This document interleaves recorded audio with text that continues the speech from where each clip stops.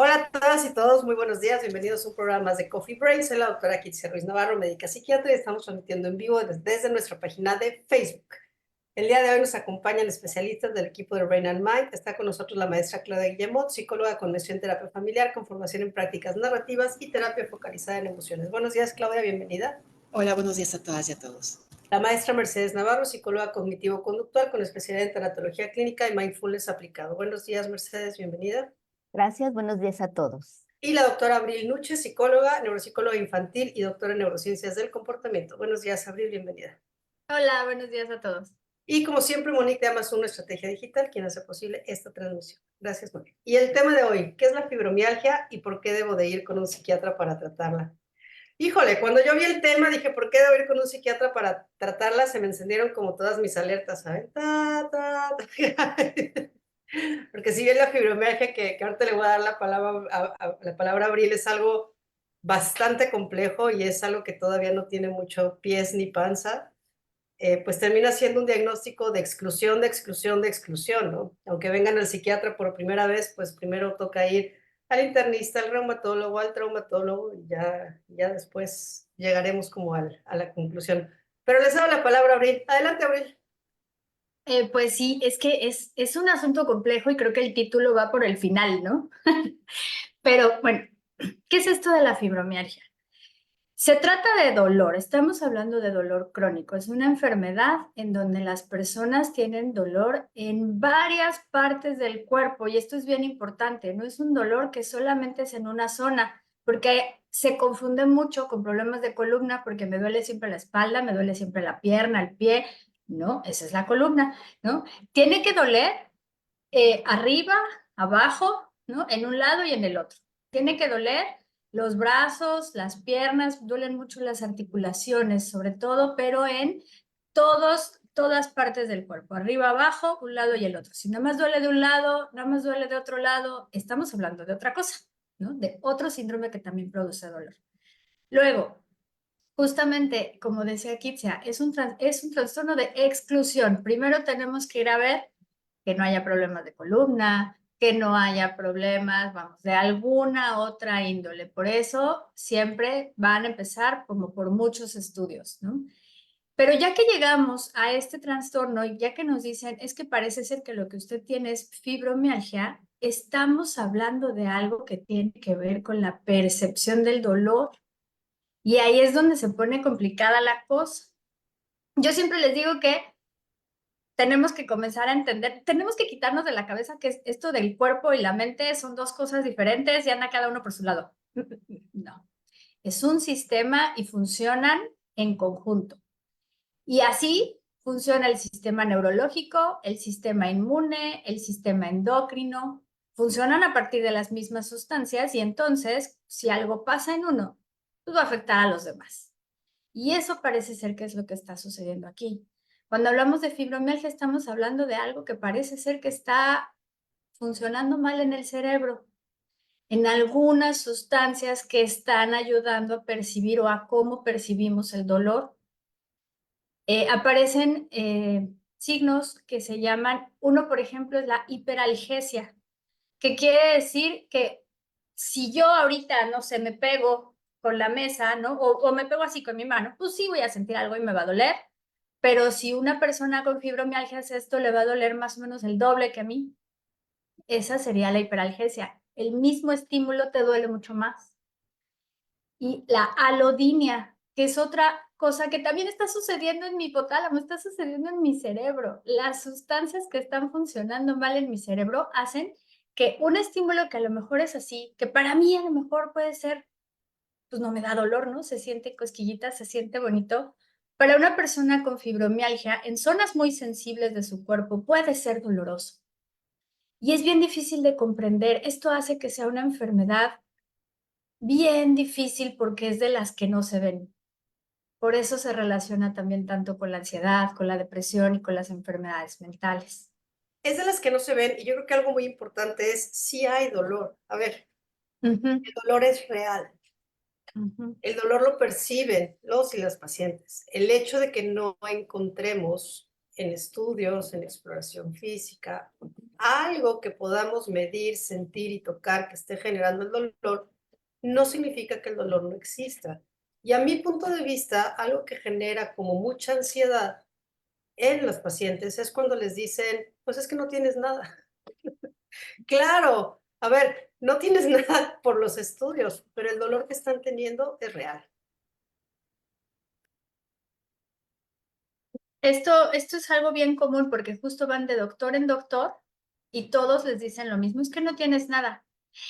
¿Y por qué digo, por qué quería yo, o me importaba mucho esta parte de por qué ir con el psiquiatra? Porque cuando a los médicos le dicen a las pacientes, es que usted necesita ir al psiquiatra para ver esto, dice, ah, canijo, ya me estoy volviendo loca. O sea, usted me está diciendo que yo estoy inventando todo esto. Y es justo ahí el punto. No. ¿Por qué entra un psiquiatra en esto? Bueno, paso número 1, porque son los que están encargados de trabajar con toda la medicación, junto con los neurólogos, pero bueno, son los más indicados para trabajar la medicación que está indicada para la fibromialgia. Son los que saben cómo manejar estos medicamentos y los que nos van a ayudar a ir ajustando y regulando para que esto vaya mejorando. ¿Qué pasó, Clau? Cuéntanos. Pues un poco revisando los artículos que nos enviaste, pues hay mucho, ¿no? Era como, los artículos eran revisiones de artículos, ¿no? Es decir, como hacer un resumen de todo lo que, o para lo que podía haber publicado en ciertos años. Y sabemos que niños que vivieron algún tipo de trauma, y estamos hablando de abusos, negligencias infantiles, podrían en la vida adulta generar también más un tema de fibromialgia. Y está documentado que ansiedad y depresión pueden ser previos a, concurrentes con o posteriores por la fibromialgia. Entonces, no es que no sea real, es que ahí está y está documentada y tiene hasta, vamos a decir, estos múltiples factores que podrían desencadenarla. El tema es que las personas sean escuchadas, atendidas y además, una vez más, con un equipo multidisciplinario. No es que no les duela, es que sí les duele, ya hay áreas del cerebro perfectamente hablaban, ¿no? De estos ejes, ¿no? ¿Qué partes del cerebro que siempre es como en eje? 2 o 3 que tienen que ver con sentirse de tal manera. Sí podría ser también algo acompañado de hipotiroidismo. Es decir, ahí está. Es cómo abordarlo y que la calidad de vida, porque hablaban también de la cronicidad, ¿no? De este padecimiento como algo con lo que vas a convivir a lo largo de tu vida. Adelante. Adelante, Mercedes. Mercedes iba a preguntar algo. Sí, iba un poquito de la mano de lo de Claudia, que realmente con todos estos factores que sí intervienen, qué importante es el abordaje multidisciplinario y sumarles terapias, tanto médicas como alternativas, y bueno, obviamente también entra la psicología, el ejercicio, muchas cosas que precisamente para dar una calidad de vida. Yo quisiera detenerme un poquito como en el tema del diagnóstico, ¿no? Es que yo sí, me sigue brincando como esta parte de psiquiatra, ¿no? Los criterios clínicos de la fibromialgia están dados en realidad por la Asociación Americana de Reumatología. O sea, porque más bien a quien suelen acercarse los pacientes, ¿no? Porque, a ver, la ansiedad y la depresión, si bien son comorbilidades y están presentes la mayoría de las veces, sabemos que no es que busquen la atención inmediata, sino más bien se acercan al reumatólogo por los dolores que tienen en el cuerpo. Entonces, realmente los psiquiatras a lo que nos vamos a enfocar un poco, sí, en el tratamiento multidisciplinario es, bueno, pues primero va el reumatólogo, ¿no? Es a descartar cualquier causa como inflamatoria, o sea, no, estamos hablando que sí, la fisiopatología tiene que ver con temas de dolor, pero se habla de un estado proinflamatorio constante.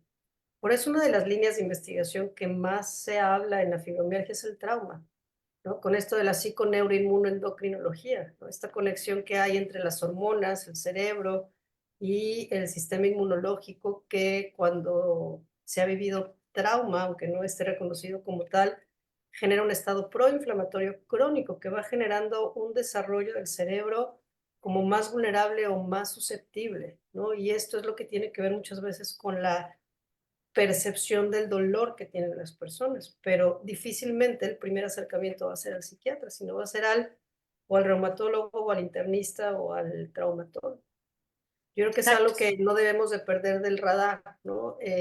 Y por otro lado, también se ha usado mucho el diagnóstico. Digo, no sé, eh, me llegan personas que tienen cirugías de columna, ¿no? 2, 3, 4, les hacen diagnóstico de fibromialgia, es como de, espérame, ¿no? O que ya tienen unos dolorcitos y ya es fibromialgia, y no hay que olvidar, no hay que olvidar que también hay otros síndromes somáticos dolorosos, ¿no? O sea, también hay muchos dolores en el cuerpo que aparentemente no tienen como una explicación, pero que no necesariamente entran en la parte de la fibromialgia, ¿no? Aquí hablamos como de los trastornos somáticos. Y Exacto. para adelante, Creo, Gabriel. Sí, sí. creo que ahí es a donde tenemos que llegar, ¿no? Primero, ¿qué es esto de la somatización? Porque normalmente cuando nosotros decimos, es que estás somatizando, creo que muchas personas lo entienden como, te lo estás imaginando o lo estás inventando. Y esto es algo bien importante de entender, ¿no? Alguien que está somatizando no está exagerando y no se lo está inventando. Lo está sintiendo y es porque no está identificando de dónde viene esa emoción. Es porque está ahí, la absorbió, ni cuenta se dio de lo que pasó en su cuerpo y en su sentir, pero su cuerpo sí, y de una manera u otra lo está sacando, ¿no? Entonces, de una manera u otra estamos sintiendo todo esto que, digo, por ejemplo, un niño de 4, 5, 6 años no va a tener manera de identificar cuáles son las emociones que está sintiendo, no sabe qué es lo que le está pasando, pero lo siente y lo va guardando.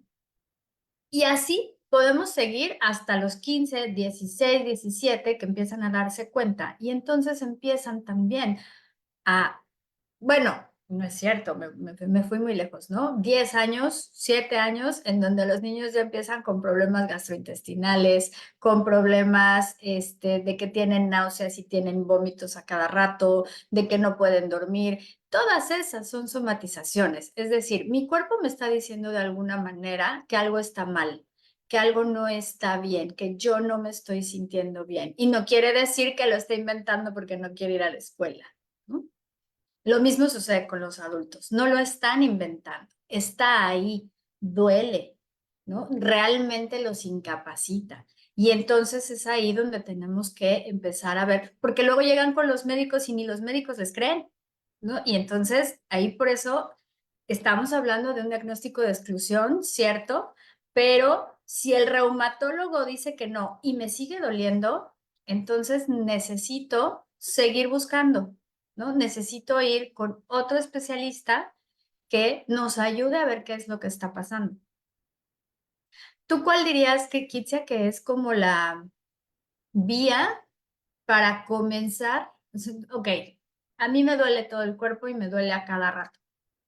Y ya fui con el ortopedista y parece ser que todo está bien. ¿A dónde le sigo? Creo que, a ver, el abordaje es un poquito como el síndrome de fatiga crónica, ¿no? Que suelen ir muy de la mano. Y ahora el síndrome de fatiga crónica, bueno, el COVID largo nos ha dejado una prevalencia mucho más alta, ¿no? Lo primero es, pues, la historia clínica. No importa quién se acerque.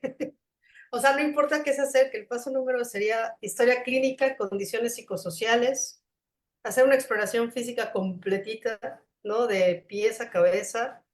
Dentro de la historia clínica, pues uno busca antecedentes heredofamiliares, ¿no? O sea, si toda la familia tiene artritis reumatoide, bueno, es muy probable que no sea fibromialgia, ¿no? Entonces, la historia clínica siempre nos va a ayudar mucho a saber por dónde vamos a empezar.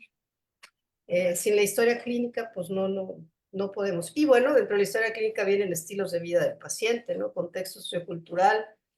La exploración clínica, pues es a descartar como muchas cosas, ¿no? Esto, a ver, vienen al psiquiatra, pero conmigo no hay paciente que no salga de aquí con solicitud de estudios, ¿no? Yo me tengo que asegurar que el cuerpo funciona perfectamente bien de la cabeza a los pies y son estudios de rutina que haría cualquier médico general, como con cualquier check-up, ¿no? Buscar enfermedades en la tiroides, enfermedad hepática, enfermedad renal, problemas en la sangre, problemas de apnea del sueño, o sea, como vamos primero a descartar como todas las cuestiones físicas y después pues todo eso hasta ahí lo puede hacer un médico internista, un médico general.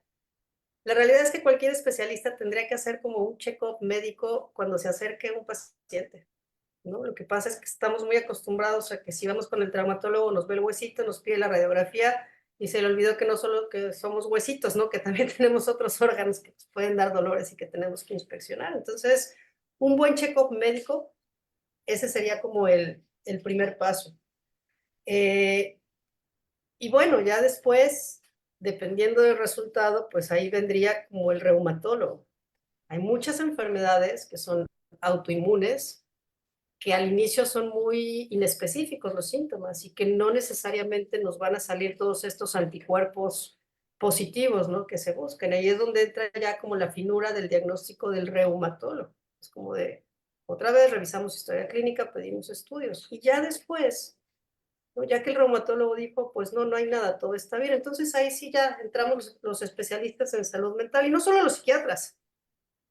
O sea, no solo los psiquiatras, sino es como un abordaje multidisciplinario, que independientemente de la parte farmacológica que podamos utilizar en psiquiatría, pues también hay muchas áreas de la psicología que les suele ir bien a los pacientes, ¿no? Por ejemplo, el neurofeedback. A los pacientes con fibromialgia les va muy bien con el neurofeedback. Claro, tiene una comorbidad muy alta con la ansiedad. O si es un trauma, trabajar el trauma. Sí, es que ahí, Y por eso digo, no les puedo dar una receta, es que justo, ¿no? Hacer algo tan inespecífico, ni siquiera es que tengamos una guía de práctica clínica, o sea, es más bien nos enfocamos a tratar las comorbilidades psiquiátricas y de ahí entender de dónde puede venir y el tipo de terapia que necesita el paciente, de psicoterapia. No sé si esto responde a tu pregunta, Vamos poco a poco. Sí, adelante, Mercedes. Gracias. Dijiste algo bien importante, las dos, de lo que están mencionando. Efectivamente, todas nuestras experiencias de vida, todas quedan grabadas en el cerebro. Que no las tengamos consciente es diferente, pero es como un gran iceberg, en donde solo el 30% es la puntita de que está consciente. Pero en el inconsciente, que es el otro 70%, es precisamente en donde se guardan todas las experiencias de vida, en donde puede haber traumas. Y aunque no los tengamos identificados, estos traumas repercuten en la funcionalidad actual. Entonces, sí, efectivamente, en este abordaje es importante también estas diferentes disciplinas. En la psicología sirve el tratamiento cognitivo-conductual, pero se va a servir, pero que maneje el estrés, que modifique los pensamientos, sus comportamientos que exacerban ese dolor. Está el mindfulness, en donde aprenden también a regular esa sensación de dolor. Y obviamente, trabajar en el trauma. Siempre va a ser importante. ¿Y cómo vemos esto? Con lo que menciona Kitsia, una buena historia clínica en donde vamos conociendo al paciente desde sus apegos, cómo se formaron y experiencias de vida que ha tenido. Y todo eso ya nos va haciendo sentido y a la persona también le va haciendo sentido, va entendiendo posiblemente y bueno, se trata de poder abordarlo en todas estas disciplinas que le ayuden a mejorar y aumentar su resiliencia emocional, porque claro que se afecta a tu salud mental con tanto dolor y que te digan, no tienes nada. Adelante, Abril. Definitivamente lo peor es que te digan que no tienes nada. Hay que entender que la percepción del dolor es algo bien subjetivo, ¿no? Es algo que para cada quien es diferente, pero sobre todo depende del tipo de dolor. Puede ser un dolor que yo sé que va a pasar, no sé, porque me acabo de golpear tantito con la mesa y entonces no me espanta, no me genera más, me dolió y ya sigo haciendo mi vida. Hay un dolor mucho más fuerte en donde a lo mejor creo que me pude haber fracturado y entonces viene además una preocupación y toda una sensación de todo lo que puede venir alrededor y de todo lo que tengo que hacer que me va a generar además ansiedad y eso hace que la percepción del dolor sea muy diferente. Otra cosa es el dolor crónico, como el del cáncer, por ejemplo, ¿no? En donde sé lo que viene, en donde sé que no se me va a quitar, en donde sé lo que implica y la repercusión que esto puede tener en cómo lo voy a procesar es completamente diferente. El dolor no nada más es, llega el estímulo doloroso y ¡pling! Mi corteza somatosensorial ya ¡tum! Lo percibió y listo. No, el dolor llega a muchas partes del cuerpo, del cerebro, y va a procesarse de distintas maneras. Por eso incluso hay otras terapias, incluso la hipnosis se ha demostrado que puede funcionar en estos casos de dolor crónico porque está ayudando al mejorar los niveles de concentración y de relajación de las personas para que puedan inhibir esta sensación de dolor. Y esto se ha demostrado con neuroimagen, por ejemplo. Lo mismo con las terapias corporales, terapias que nos ayudan a aceptar lo que está sucediendo con nuestro cuerpo. Nos ayudan a ser más amables con él. Y es que esta es una enfermedad en donde necesitamos ser más amables con nosotros mismos, con nuestro cuerpo, en donde tenemos que cambiar toda nuestra forma de vida y nuestra forma de autocuidado, porque ya no podemos hacer lo mismo. Porque ya no puedo hacer lo mismo que hacía antes y ahorita tengo que, primero, aceptarlo. Y entonces, aprender a administrar mi energía. Ya no puedo hacer lo que hacía antes y corría, iba, venía. No, ahora lo voy a hacer más despacio, lo voy a hacer poco a poco, lo voy a hacer con intervalos de descanso, pero lo voy a hacer. A lo mejor ahora me voy a tardar 2 días, no 1, pero lo voy a hacer. Y es aceptar esta parte, lo que muchas veces nos cuesta tanto trabajo. Por eso es tan importante la parte terapéutica. Es que, perdón, te doy la palabra, Claudia, yo no sé si siga siendo esto, ¿no? Pero algo que se les enseñaba a los pacientes era un poco aprender a vivir con el dolor. Y aprender a vivir con el dolor no es ser consciente de él, sino al contrario, ¿no? Entender que eso no los define y mejorar calidad de vida en todos los sentidos, más que pelear con la condición y con el malestar físico. Que Adelante, seguirte Claudia. exigiendo lo mismo de antes. Exactamente, exactamente. ¿Se acuerdan Adelante, esta Claudia. canción, no? Hasta que te conocí vi la vida con dolor, que si bien se refiere a otras cosas, eso me lo decía una paciente que vive con un dolor crónico y me decía, el tema es el cansancio, y el tema es también los efectos que esto tiene en tus círculos más cercanos, ¿no?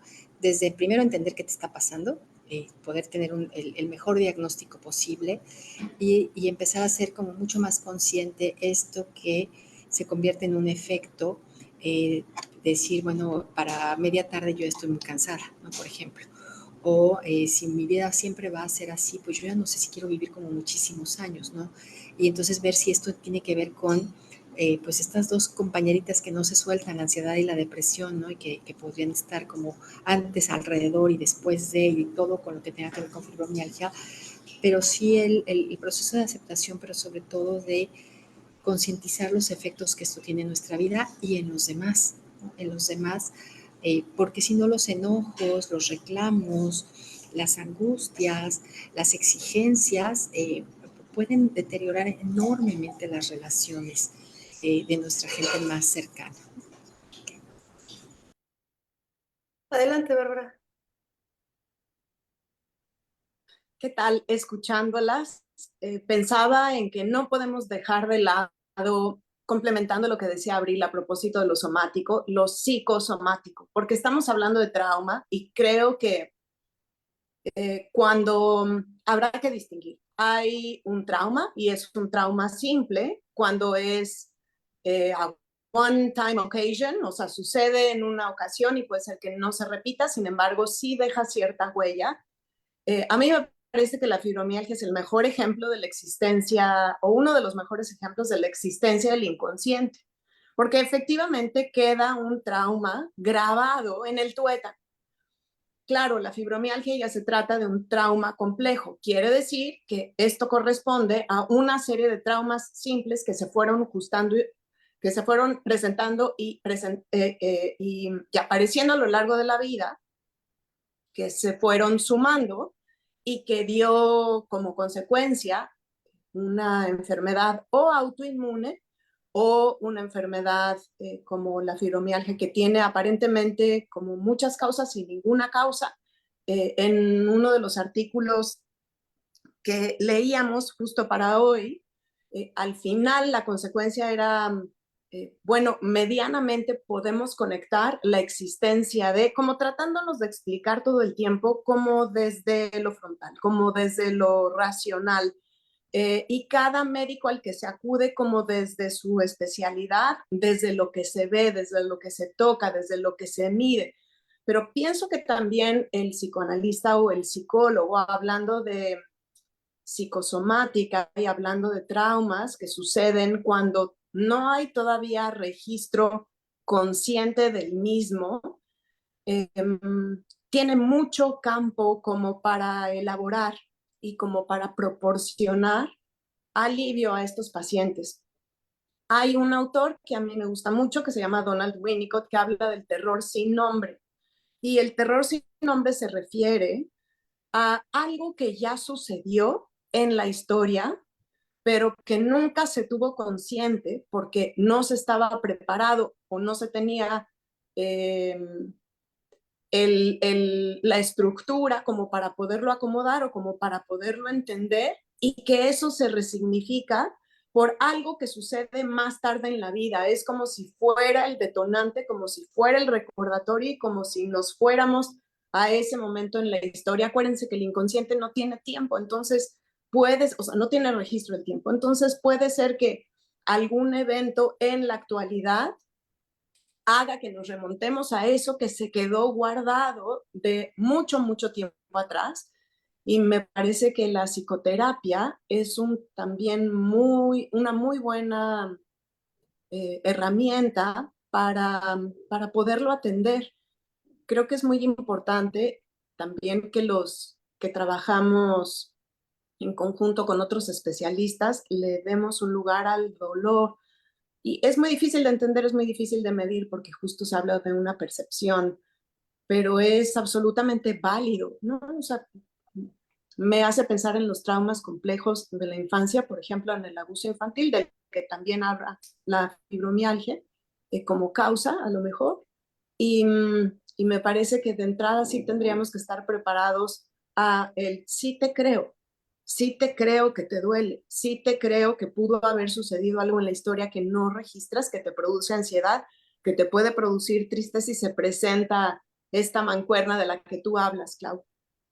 Pero es momento entonces como de dar un espacio a esta persona como para que pueda explorar justo su dolor y quizás ser sensible y no tratar por sobre todos los medios de que desaparezca, tampoco fomentarlo en el sentido de retraumatizar, pero sí acompañar el dolor, que es algo de los que hacemos también los que trabajamos con duelo, ¿cierto, Mercedes? Como acompañar el dolor, qué importante es y qué importante saber que no importa si se refiere a un dolor chiquito o grande, el dolor existe y sí se le cree al paciente. Y yo creo que aterrizando en el área de las neurociencias, ¿no? Como la fibromialgia y todo lo psicosomático, o incluso muchas enfermedades autoinmunes, Gabor Maté parte de todo el estudio de investigación de Winnicott, justamente, ¿no? Y él lo integra al sistema inmunológico, al sistema nervioso y a las hormonas. Y entonces, más allá de la parte que se vaya quedando como o bueno, todo lo que se va quedando en la emoción no registrada, ¿no? Esos traumas que le llama con T minúscula, dejan una memoria en esos tres sistemas. Es decir, se genera un sistema inmunológico chafa, se genera un cerebro chafa, se generan unas hormonas chafas. Chafas me refiero a que son frágiles, que son muy vulnerables, ¿no? Y que en algún momento van a perder como este equilibrio y se va a manifestar de muchísimas formas, justamente somáticas. Y yo creo que para salirnos del mágico mundo de lo somático, a lo que más he estudiado, por ejemplo, es a la esclerosis múltiple. Parece ser, ¿no? En estos estudios que el 80% de las personas con esclerosis múltiple han tenido traumas. Ojo, lo que pasa es que no todos los traumas son identificados, ¿no? Eran condiciones y circunstancias a las que las personas se tenían que adaptar y no se registra como un trauma, pero va modificando como muchas cosas. Entonces, de ahí la explicación, y retomo un poco lo que nos hablaba Abril, ¿no? Bueno, ¿qué pasa con estas personas, ¿no? A nivel del sistema nervioso central, que la percepción del dolor es muy diferente a la del resto de las personas. ¿En qué momento ocurre esto? Bueno, parece que no hay un momento específico, parece que es en gran parte el resultado de una historia de vida de mucho trauma. Adelante, Claudia. Y retomando que Bárbara citaba a Donald Winnicott, él también habla mucho sobre culpa, ¿no? Como el tema de salir a la vida con culpa, ¿no? Y salir a la vida con esta sensación de déficit y de angustia. Y me parece que el tema del dolor y de la percepción del dolor y si le estás exagerando y si tendrías que resolverlo y como por qué no puedes seguir al mismo ritmo que estabas antes y si además estás concurrente con otros temas de más en el tema de trastornos de salud mental. Eh, Creo que también el ponernos esta sensación de suficientemente bueno, que también le leía a él en algún momento decir, no es mediocridad, es nuestro mejor esfuerzo en circunstancias muy demandantes, ¿no? Y se vale decir, hasta aquí puedo, es decir, esto es lo que sí puedo. Si además hay explicaciones sobre una percepción del dolor, vamos a decir, alterada con una base de trauma, pues nos va a dar mucho más guía, creo yo, cuando menos para abrir conversaciones que probablemente pudieran ayudar a que esta sensación, percepción y experiencia, si no mitigarse, cuando menos vivirse de una manera menos demandante y que te robe menos espacios de tu vida. Y bueno, ya no sé si quisieran hablar como un poquito del tratamiento o digo, ya tenemos como el diagnóstico, ahora viene la segunda parte, ¿no? Que es lo más difícil. Y mi pensar en que hay varios tipos de afectaciones, ¿no? O sea, una de las principales obviamente es el dolor, pero también hay muchas afectaciones en el sueño. Las personas suelen tener muchos despertares en la noche, muchos insomnios, a veces más bien se pueden dormir, pero se despiertan a medianoche, suelen tener muchos problemas para dormir, que por eso sí pueden llegar al psiquiatra, ¿no? En muchas ocasiones. Y ahí también hay que revisar toda la parte de higiene del sueño, toda la parte de rutina, cómo están llevando a cabo toda su rutina del día, porque muchas veces se cansan y como están muy cansados, se duermen toda la tarde y entonces en la noche ya no se pueden dormir y entonces empieza todo un desbarajuste en el ciclo de sueño que hay que trabajar. Pero para esto, una de las primeras fases y las más importantes, pues es la psicoeducación. Hay que enseñarles a los pacientes qué es esto de la fibromialgia, cómo está funcionando ahora su cerebro y tenemos que ir manejando primero, pues bueno, las rutinas, los horarios, la higiene del sueño, el mejorar la alimentación y el mejorar todas estas cosas que les pueden ayudar a ir funcionando, a ir administrando su nivel de energía. Eso es algo que a mí me gusta mucho enseñarles, que ellos vayan encontrando que ahora son una persona completamente diferente de lo que eran antes y entonces tienen que reconocerse. Y entonces tienen que volver a darse cuenta de con cuánto pueden, con cuánto trabajo, cuánto tiempo puedo estar haciendo esto, cuánto tiempo puedo estar haciendo esto otro. Y entonces ir otra vez recalculando todo lo que necesito, todo el tiempo que necesito para hacer tal cosa, ¿no? Y entonces voy administrando mi energía de una manera completamente diferente, de manera que yo pueda seguir haciendo mis cosas y, bueno, ir administrando también el tiempo que voy a necesitar para esto. Sí, Adelante, Mercedes. Mercedes. Sí, gracias. Todo esto es psicoeducación, autocuidado, ¿no? Que es como el principio. Y también creo que es importante, si se detecta un trauma, trabajar el trauma para que pueda ir mejorando. Mi maestro de trauma a mí me da, es muy curioso y dice, cuando tu paciente te dice, mi infancia fue feliz, cóbrale doble. ¿Por qué? Lo que pasa que lo que duele más profundo está, más tapadito. El cerebro es tan listo para no causar sufrimiento que está más tapado. Cuando empiezas a trabajar el trauma y empiezas a trabajar todas esas redes neuronales que están por ahí disociadas, es cuando empiezan a recordar, se empieza a integrar eso que creo también es importante, ¿no? Todo es importante, todo lo que le sumemos es importante. Adelante, Bárbara.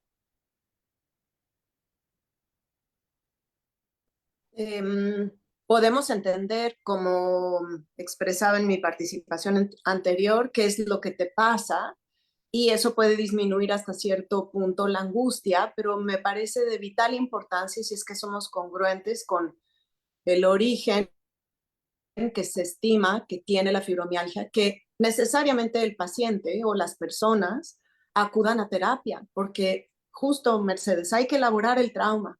Y el trauma no se elabora desde la cabeza, desde lo que uno entiende o desde lo que uno aprende, sino desde el acompañamiento del trauma mismo, ¿no? Explorando qué registros se guardan, justo los sueños, sí, los sueños están en los sueños se expresa muchísimo malestar, pero justo con ese malestar que se expresa se puede también trabajar. Recordemos que los sueños también son una gran ventana al inconsciente. Entonces, si hay algo que no se registra a nivel cognitivo, posiblemente a través del sueño, quien trabaje con ellos puede perfectamente empezar a acompañar al paciente a darse cuenta de cómo está relacionado el trauma a lo que le pasa hoy y que sea como en mi mundo ideal, trabajaríamos de la mano, ¿no? Trabajaríamos entendiendo, trabajaríamos educando, trabajaríamos medicando y tratando de manejar el dolor, la higiene del sueño, pero también la vida mental del individuo, haciéndole un lugar fuera del estigma, a que eso, como decía Kitsi al principio del programa, claro que es importante tomar que somos uno, ¿no? No se separan, todo el tiempo nos estamos manifestando, todo el tiempo nuestro inconsciente se manifiesta, aunque no lo registremos. Nuestro cerebro se eh, lástima que soy tan pocha, pero la palabra que me viene es wire. Si me ayudan a traducir, o sea, ¿Te das cuenta? se cablea de una forma muy particular. Como decía Kitsia, se cablea en el mejor de los casos, con las mejores circunstancias, teniendo una familia suficientemente buena también, de determinada manera, de manera óptima, y de manera que pueda seguir cableando con las otras habilidades uno va ganando a través de la experiencia y del suficientemente buen cuidado del ambiente y de las personas significativas que se encargan de la crianza. Y algo importante también a mencionar es que en terapia también se puede constatar que la experiencia propia que sucede entre paciente y psicólogo, entre paciente y analista, da la posibilidad a la persona que sufre y que tiene dolor de recablear su cerebro de manera distinta. Y eso es algo maravilloso, ¿no? Siempre sigue existiendo esperanza y siempre sigue existiendo la posibilidad de que haya otras maneras distintas de incorporar las experiencias, por más dolorosas que éstas sean.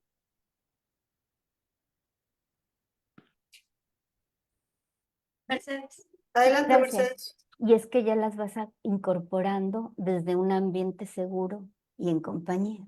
Ya identificadas es cuando las puedes volver a abordar y eso es lo que ayuda a que ese cableado se pueda regular, por decirlo de alguna manera. Y todo esto desde la parte psicológica. También creo que es importante mencionar que como es una atención multidisciplinaria, cosas que le suman a las personas es también una fisioterapia, puede ser muy enfocada, que mejore un poquito su fuerza, su flexibilidad, siempre midiendo al paciente. Tienen que ser tratamientos muy individualizados porque todos responden diferente. Entre esta psicoeducación y que se va orientando, pues también el caminar, o pueden nadar, o pueden hacer yoga, o pueden hacer tai chi. Hay muchas opciones que le puedan ayudar a reducir el dolor y mejorar esa función física y ese estado de ánimo. Entonces creo que sí es importante como contemplar ese todo que se les puede. Tengo entendido que también la dieta ¿La dieta puede mejorar la fibromialgia? Bueno, no es como que estemos comprobado o se haya No. comprobado algo al respecto, pero hay muchas cosas. Como para resumir un poquito todo lo que han dicho, paso número 1, pues bueno, acudir al médico, ¿no? Si ya el reumatólogo dijo que no, y ya el ortopedista también dijo que no pasa nada, entonces, y nos refirieron al psiquiatra, ¿ok? Entonces, seguramente vamos a empezar un tratamiento farmacológico, que a lo mejor nos dicen, usted no tiene depresión, pero le voy a mandar antidepresivos. ¿Por qué será eso? Ah, pues porque se ha relacionado mucho que la fibromialgia tiene que ver con desajustes en todos estos sistemas serotoninérgicos y entonces estos mecanismos van encaminados a esos sistemas, que esa es una de las razones principales por las que nos van a mandar al psiquiatra, ¿no? Porque son las personas que manejan este tipo de medicamentos. Y entonces vamos a empezar a tener estos tratamientos farmacológicos. Seguramente nos van a mandar también al endocrino que nos haga una revisión hormonal o al internista que revise todo lo demás. Si todo lo demás está más o menos bien, no hay problemas de tiroides y demás, entonces nos van a mandar a terapia, ¿no? Y en terapia, como les decía, no es un enfoque, no es que solo el cognitivo-conductual, se ha visto que muchos, casi, bueno, varios enfoques pueden trabajar con esto porque precisamente estamos hablando de cosas que pueden tener que ver con traumas, con somatizaciones, con falta de identificación emocional, y la realidad es que todos los enfoques terapéuticos tienen una forma de hacer esta identificación emocional, ¿no? Cada uno lo hace de una diferente forma, pero podemos acudir a la terapia humanista, que hacen mucho esta terapia psicocorporal, a la terapia cognitivo-conductual, que trabajan mucho con el mindfulness y es excelente para estos casos, al psicoanálisis también, que pueden trabajar con la hipnosis y pueden ayudar a reducir el dolor. Y se puede trabajar también desde la parte neuropsicológica, porque resulta que también tenemos problemas cognitivos que afectan mucho, sobre todo a la memoria a corto plazo y a las funciones ejecutivas. Entonces, también podemos empezar a trabajar con los pacientes para ayudarlos en esta parte del autocuidado a empezar a sentirse más eficientes, a empezar a sentirse otra vez que pueden hacer sobre todo lo mismo que hacían antes, ¿no? En diferentes condiciones y sobre todo a diferentes velocidades, pero pueden seguirlo haciendo. Aunado a esto, ¿no? Tenemos que mejorar actividad física, sí, pero híjole, ahí hay que tener mucho cuidado, ¿no? En cómo va cada paciente. La natación puede ser excelente, algunos el baile, o sea, va poquito a poquito. El tai chi también se ha reportado que les ayuda mucho en la cuestión postural y demás. Pero bueno, ahí tenemos que ir muy de la manita del paciente, ¿no? De cómo el paciente se vaya sintiendo. Pero definitivamente el eje del tratamiento es el psiquiatra y el psicólogo, la terapia, la psicoterapia. Sí. Y me gustaría mencionar un poquito lo de los medicamentos antes de dar la palabra a Bárbara, y ya yo con esto termino, ¿no? A mí me gustaría resumirlo un poco como el cuerpo habla lo que la mente calla, ¿no? Aparentemente podríamos no tener depresión y bueno, el tratamiento, como ya explicó Abril, sí, efectivamente es con antidepresivos. La realidad es que a medida que vamos conociendo al paciente y vamos interrogando un poco más y van pasando las visitas, nos vamos a dar cuenta que sí hay depresiones y que sí hay ansiedades, ¿no? Entonces, no es que se maten dos pájaros de un tiro, sino también a veces, a medida que va mejorando la parte emocional a la que están acostumbrados a vivir, que es en depresiones o distimias o ansiedades, pues la parte física va mejorando también, ¿no? El dolor va como cambiando y como siempre les digo, no hay que tener miedo a tomar medicamentos, al contrario, qué maravilla que encontremos un chochito, no importa el tiempo que se tenga que tomar, que nos va a ayudar a mejorar la calidad de vida. Adelante, Bárbara. Esta es una pregunta que me surge. ¿En qué momento es indicado la clínica, el manejo del dolor? ¿Y qué se hace en estas clínicas? ¿O ir a una clínica del dolor? Sí, se trabaja, no sé, por ejemplo, pacientes que tienen síndrome de estrés postraumático, de repente también son referidos a estas clínicas de manejo del dolor. Y no sé, de repente surgió la posibilidad, o sea, pensé, hablando de fibromialgia, justo por el dolor que se reporta, ¿en qué momento es indicado pensar o no en este tipo de manejos? Si ustedes saben y si no, pues ya lo investigaremos para la siguiente. Mira, No. adelante. Adelante, Kichi, adelante. Lo que dice la literatura es que los casos graves, ¿no? O sea, o sea, ya graves en cuanto a criterios, y debe ser aquí un criterio aplicando seguramente una escala de funcionalidad sobre todo. Algunos pacientes se pueden beneficiar de inyecciones con procaína, por ejemplo, ¿no? A nivel de terminaciones nerviosas. No todos. O sea, y ahí es donde entrarían los especialistas en la clínica de dolor. Fuera de eso, pues no hay como ninguna otra indicación, ¿no? O sea, es más, ni siquiera el uso de corticosteroides inyectados como hacen con algunas otras patologías para dolor no se ha visto como gran evidencia, pero sí con anestésicos locales. Eso lo hacen en las clínicas de dolor. Claro, tienes que empezar de lo simple a lo complicado, ¿no? Se empieza con medicamentos, que la aprobado por la FDA es la pregabalina, que es un anticonvulsivante, ¿no? Después nos vamos con los antidepresivos para no generar tanto efecto secundario. El aprobado por la FDA es la duloxetina. Si no tenemos respuesta a este inhibidor dual, entonces nos vamos a medicamentos viejitos como la amitriptilina o la imipramina. Y ya entonces, cuando ya los dolores son como muy localizados, nos hablan como ese siguiente paso, a lo mejor se podría beneficiar de anestésicos inyectados como a nivel local, ¿no? Pero nos hablan y nos mencionan casos graves. Yo les puedo platicar en mi experiencia, que no es que sea yo la máster ni domine el tema de fibromialgia. A mí no me ha tocado ningún paciente que haya tenido que acudir necesariamente a una clínica del dolor. Más bien, con un buen abordaje de las comorbilidades y una muy buena psicoterapia, mejoran la mayoría, o al menos los pacientes que a mí me toca ver. Adelante, Aure. No, sin embargo, es cierto que uno de los especialistas a los que acuden las personas son los especialistas en dolor, ¿no? Que son anestesiólogos especializados en el dolor crónico. Ahora, esta parte está más relacionada con pacientes como, por ejemplo, pacientes que tienen cáncer, pacientes que ya tienen dolores que no se van a quitar y que no se pueden controlar más que con anestésicos o, bueno, con opioides o con analgésicos y demás. Entonces ya más bien es cuando estamos hablando de mejorar calidad de vida porque ya no hay otra cosa que hacer. Ok, vamos a ahora intentar con la parte de los analgésicos, de los opioides. Pero acá estamos hablando ya de dolores, eso, muy localizados y sobre todo de que ya se pasó por todos los otros tratamientos.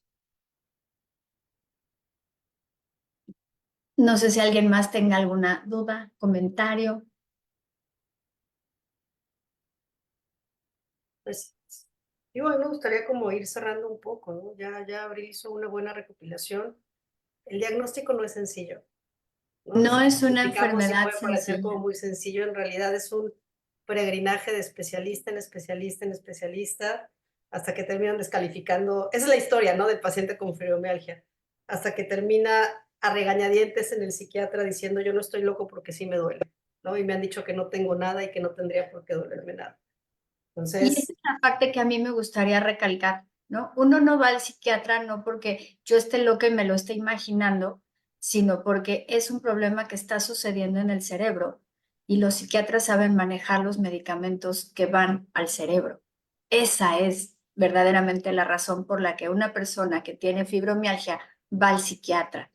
Y hay que empezar por ahí, ¿no? Se sabe poco de por qué o cómo es que se genera toda la fibromialgia, pero ahora se sabe que es algo que está sucediendo en ciertas áreas del cerebro que está modificando la percepción del dolor de las personas. Y eso está relacionado con las sustancias que funcionan en el cerebro, la serotonina, la noradrenalina, la dopamina, etcétera. Y entonces hay que trabajar sobre esos sistemas farmacológicos para poder mejorar estos síntomas.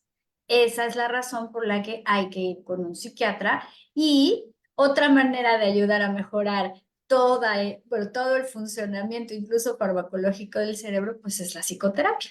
Entonces, por eso el tratamiento es el psiquiatra y el psicólogo. Eso, por supuesto, después de que ya nos descartaron todo lo demás. Adelante, Mercedes. Sí, mi última aportación sería como tener claro que el manejo de la fibromialgia requiere todo un proceso constante con esta combinación de terapias médicas, alternativas que le vayan atacando o abordando todos estos síntomas que se pueden presentar para mejorar la calidad de vida y con un enfoque que sea personalizado, multidisciplinario, que incluya esto de la educación, un apoyo constante para que pueda vivir mejor con esta condición que pues es crónica, que pueda convivir de la mejor manera. Gracias. Adelante, Corina. Gracias, buenos días a todas. Yo calladita en este programa, definitivamente muy interesante. Muchas gracias por todo lo que hoy se dijo. Y a mí me gustaría solamente como subrayar con plumón amarillo lo final que tú dijiste, Kitsia, ¿no? Recordando que el cuerpo habla lo que la mente calla, y lo decía Abril al principio. O sea, dejar de separar mente-cuerpo.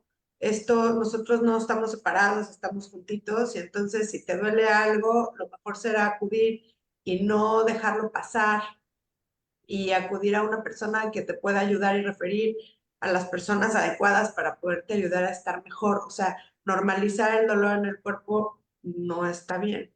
La vida duele, pero no hay que sufrirle tanto, ¿no? Sí, duele, es incómoda. Es Pero bueno, incómodo. es parte de, el reto de la vida es aprender a ponerle amortiguadores a la incomodidad, ¿no? Y es un poco lo que pasa con la fibromialgia, el dolor va a estar ahí. A veces será más, a veces será menos, y es aprender como a no pelear con él, ¿no? ¿Cuáles son esos amortiguadores que le puedo poner para que sea mucho más llevadero? Pues si ya no hay más comentarios, no me queda más que agradecer a todos los que estuvieron conectados. Muchas gracias. Hoy como las veo, Corina, Claudia, Mercedes, Abril, Bárbara, Monique de Amazon Estrategia Digital, quien hizo posible la transmisión. Les recuerdo que el programa queda grabado en todas nuestras redes sociales, Facebook, YouTube, Instagram, como Rain and Mind MX. Si desean contactar con algún integrante del equipo de Rain and Mind, encuentran toda su información en rainandmind.mx. La próxima semana no tenemos programa en vivo, pero les vamos a dejar una recopilación de los mejores programas para que visiten nuestro canal de YouTube y todas nuestras redes sociales, donde ya tenemos un muy buen acervo de videos. Y nos vemos dentro de 15 días con el tema Papá en Casa. Muchas gracias por acompañarnos y hasta la próxima. Gracias.